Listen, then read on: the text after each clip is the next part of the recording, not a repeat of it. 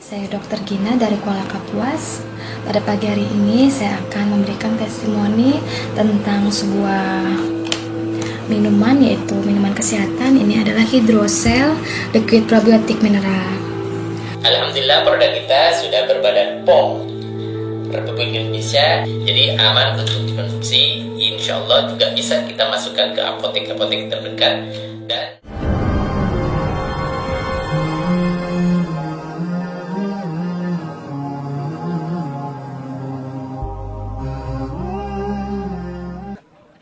Assalamualaikum warahmatullahi wabarakatuh.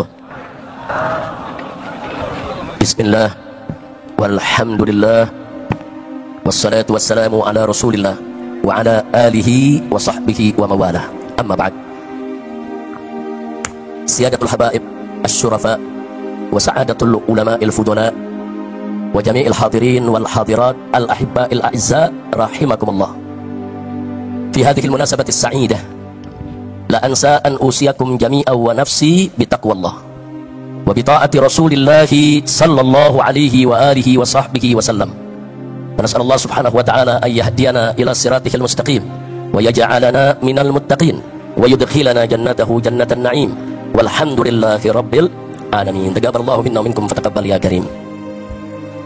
Setelah puja dan puji kita panjatkan bagi Allah Jalla Jalaluh, setelah salawat dan salam kita sampaikan untuk Nabi kita tercinta Sayyiduna Muhammad beserta para keluarga dan para sahabatnya, maka dalam kesempatan ini saya ingin menyampaikan apresiasi dan penghargaan yang tinggi khususnya kepada segenap panitia penyelenggara yang telah bekerja keras mengorbankan waktu, tenaga, pikiran, harta benda untuk mensukseskan acara ini, termasuk semua pihak yang membantu kelancarannya, baik dari kalangan ulama yang telah mengerahkan jamaah dan para santrinya majelisnya dari mana-mana, begitu juga dari kalangan umara yang telah menggerakkan daripada aparatur negaranya untuk bisa mempermudah daripada berjalannya acara ini, termasuk para dermawan yang ikut membantu daripada terselenggaranya acara ini.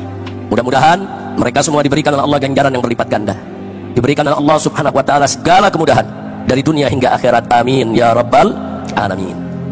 Saya merasa bersyukur, senang, gembira kali ini bisa hadir di reuni 212. Karena beberapa hari yang lalu saya masih ada di kota suci Makkah. Hampir-hampir saya tidak bisa pulang karena terkena demam yang sangat tinggi di atas 40 derajat. Tapi alhamdulillah akhirnya saya bisa pulang, bisa kembali didampingi oleh para dokter, dirawat sampai hari ini, dan akhirnya bisa berkumpul. Kenapa saya senang? Karena di sini saya ketemu semua kawan-kawan seperjuangan, ketemu para ulama, para habaib, para kiai, para aktivis, pimpinan ormas, pimpinan pondok-pondok pesantren. Kalau saya sebutkan satu persatu 2 jam nggak cukup ini, saking banyaknya tokoh yang hadir. Belum lagi di sini alhamdulillah ada pimpinan-pimpinan lembaga tinggi negara, ada dari MPR RI-nya, ada dari DPD RI-nya.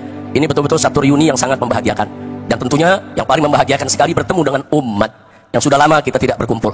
Dan kumpulnya umat pada hari ini menunjukkan bahwa kita semua masih tetap istiqomah untuk menegakkan Islam di Indonesia. Takbir. Baik ya ikhwan, tidak panjang yang ingin saya sampaikan. Kembali kepada peristiwa aksi 212 pada tahun 2016. Saat itu saya menyampaikan khutbah Jumat 212, di mana saya tekankan di sana dan ingin saya ulangi kembali tekankan pada saat ini bahwa ayat suci di atas ayat konstitusi. Tolong seluruh umat Islam dimanapun anda berada, wabil khusus para mujahid dan mujahidah 212, tancapkan dalam sanubari kita yang paling dalam bahwa ayat suci akan selalu dan senantiasa ada di atas ayat konstitusi. Kenapa? Karena ayat suci adalah wahyu ilahi, kalam ilahi Rabbi, yang tidak boleh diganti, tidak boleh direvisi, yang wajib untuk dipatuhi, ditaati, harga mati. Sedangkan ayat konstitusi adalah produk akal basyari, hasil musyawarah sesama manusia dengan menggunakan pengetahuannya yang wajib sejalan dengan ayat suci. Tidak boleh ada ayat konstitusi dimanapun, kapanpun yang bertentangan dengan ayat suci ya kawan. Karena itu saya tekankan sekali lagi pada saat ini, jangan pernah mundur untuk menegakkan Islam, jangan pernah mundur untuk menegakkan hukum Allah, jangan pernah mundur untuk bagaimana kita berjuang agar NKRI berdiri atas dasar hukum Allah, saudara yang diridhoi oleh Allah subhanahu wa ta'ala dan Rasulnya. Amin ya rabbal alamin. Siap berjuang? Siap berjuang? Baik, berikutnya sesuai dengan tema bahwa reuni 212 kali ini yaitu bertemakan revolusi akhlak untuk menuju Indonesia berkah dan Palestina merdeka. Indonesia berkah, berkah, saudara, kunci keberkahan itu Allah sudah nyatakan dalam Al-Quranul Karim. Faqala ta'ala, walau anna ahlal qura amanu wa taqaw lafatahna alaihim barakatin minas sama'i wal ard. Tegas Allah nyatakan dalam Al-Quran, andai kata penduduk suatu negeri, penduduk daerah-daerah dimanapun berada, saudara, amanu wa taqaw, mereka beriman dan bertakwa kepada Allah, Allah janjikan lafatahna alaihim, niscaya pasti akan kami buka untuk penduduk negeri tersebut barakat, aneka ragam keberkahan minas sama'i wal ard, baik keberkahan yang diturunkan dari langit maupun keberkahan yang Allah keluarkan dari dalam bumi, saudara. Ini janji Allah. Jadi kalau kita mau Indonesia berkah, ya beriman dan bertakwa. Nah, beriman bertakwa itulah maksudnya kita tunduk kepada hukum Allah. Baik hukum yang berkenaan dengan pribadi perorangan, hukum yang berkaitan dengan rumah tangga, hukum yang berkaitan dengan sosial kemasyarakatan, sampai kepada hukum yang berkaitan dengan tata negara, ibadah Allah. Tunduk kepada hukum Allah. Kalau kita tunduk kepada hukum Allah, beriman bertakwa, Allah kasih berkah. Jadi jangan mimpi Indonesia berkah kalau hukum Allah dilecehkan. Jangan mimpi Indonesia berkah kalau hukum Allah ditinggalkan. Jangan mimpi Indonesia berkah kalau Al-Quran dibelakangkan. Nabi tegas mengatakan dalam satu hadisnya, ibadah Allah, kama qala Nabi sallallahu alaihi wasallam, man ja'ala Al-Qur'ana amamah wadahu ila jannah, wa man ja'alahu wara'a dhahrihi saqahu ila nar. Barang siapa menjadikan Al-Quran di depan dia sebagai imam, sebagai pedoman, sebagai petunjuk, niscaya Al-Quran akan menuntun dia masuk ke dalam surganya Allah. Sebaliknya, barang siapa menjadikan Al-Quran di belakang tulang punggungnya, dia nggak peduli dengan hukum Al-Quran, dia lecehkan Al-Quran, dia nggak mau pakai Al-Quran, saudara, hati-hati. Neraka jahanam menanti dia untuk dijerumuskan dia, Tuhan. Na'udzubillah min dzalik. Mudah-mudahan di kepemimpinan baru saat ini yang terhormat, yang sama kita hormati Bapak Presiden Haji Prabowo Subianto, saudara, bisa selalu mengedepankan ayat suci di atas ayat konstitusi. Nah, jadikan Indonesia ini berkah. Kami seluruh rakyat akan dukung Bapak kalau Bapak mengajak bangsa Indonesia taat kepada Allah dan Rasulnya. Betul? Betul? Takbir. Nah, jadi sekali lagi jangan pernah mundur, ya, Ikhwan. Nah, baiklah. Berikutnya yang tidak boleh saya lupakan juga, ya, Ikhwan, alhamdulillah, Pilpres sudah selesai, Pilkada sudah selesai, Pilkada serentak, saudara. Jadi jangan lagi ke depan ini, baik Pilpres maupun Pilkada, memecah belah kita. Berbeda pilihan dalam politik itu biasa. Makanya saya kaget begitu ada perbedaan pilihan, saudara. Berani-beraninya ulama dimunafik-munafikkan, disesat-sesatkan, dikafir-kafirkan. Jangan. Ada habaib, ada ulama berbeda pilihan dengan kita, saudara. Masing-masing punya ijtihad politik. Wajib untuk kita saling menghormati, saudara. Jangan mau dipecah belah, saudara. Yang bertarung orang lain, yang dapat kekuasaan orang lain, yang dapat kursi orang lain, yang dapat uang orang lain. Tapi kenapa harus rakyat yang diadu domba, rakyat yang baku pukul, dan rakyat yang dipecah belah? Jangan mau lagi kita diadu domba, setuju? Siap bersatu? Siap bersatu? Takbir! Nggak apa-apa, kita beda-beda pendapat, nggak apa-apa, saudara. Hanya saja kita mau ingatkan semua, saudara, di dalam memilih pemimpin, jangan lupa jadikan Al-Quran dan As-Sunnah sebagai pedoman kita. Al-Quran dan As-Sunnah sudah menuntun kita bagaimana cara memilih pemimpin. Yang model bagaimana pemimpin yang harus kita pilih, ikuti saja. Selama kita berpedoman kepada Al-Quran dan As-Sunnah, al-ijma' dan qiyas, saudara, serta apa-apa sudah disampaikan oleh para ulama-ulama salaf kita, insya Allah kita tidak akan terjerumus ke dalam jurang kebingungan. Enggak, kita nggak bakal bingung. Kita bingung memilih pemimpin karena meninggalkan Quran dan Sunnah. Kita bingung memilih pemimpin karena kita jauh dari Al-Quran dan Sunnah.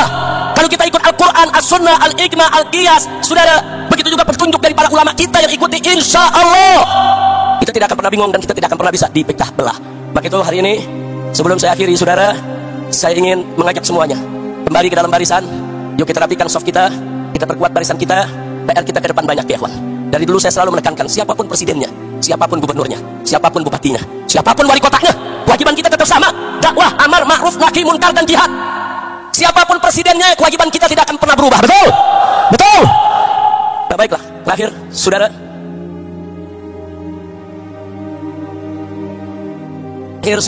yang ingin saya ingatkan di sini, bahwa penegakan hukum di Indonesia yang carut-marut selama ini, saudara, khususnya dalam satu dekade 10 tahun terakhir, saudara, demokrasi dirusak, hukum ditabrak, korupsi merajalela, judi di mana-mana, hancur-hancuran ini negeri, saudara.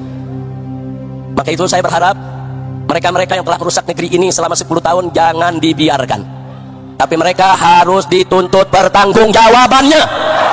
Setuju? Maka itu saya minta dengan tulus, dengan sangat hormat kepada yang kami hormati Bapak Presiden Haji Prabowo Subianto, tolong Pak, bersihkan pemerintahan Bapak dari orang-orang yang bermasalah, baik bermasalah dengan korupsi, bermasalah dengan judi, bermasalah dengan pelanggaran HAM, bermasalah dengan segala kemunkaran dan kerusakan negeri. Jangan mereka dibiarkan, proses hukum, tegakkan keadilan bagi bangsa Indonesia. Takbir, Allahu Akbar. Setuju tidak? Setuju tidak?